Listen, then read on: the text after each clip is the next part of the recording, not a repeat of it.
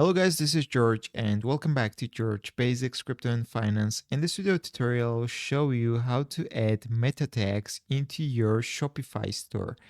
So first of all, we need to click the online store right here, then click themes, and on the right side, you will see these three dots. You need to click it and go to edit code.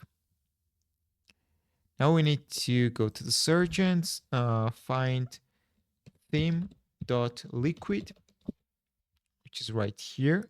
Click it. Now let's look at the head tag, which is on the third line. So we need to add meta tags in the head section, guys. So let's click on the third line right here. Click enter on your keyboard.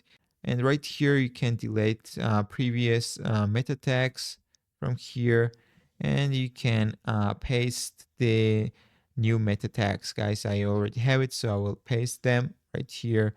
So you can just paste the meta tags inside the head section. So that's how you can add meta tags into your Shopify store. You just need to click the save button on the right side. And that's all. Thank you for watching. If this video was helpful for you, don't forget to click the like buttons and don't forget to subscribe.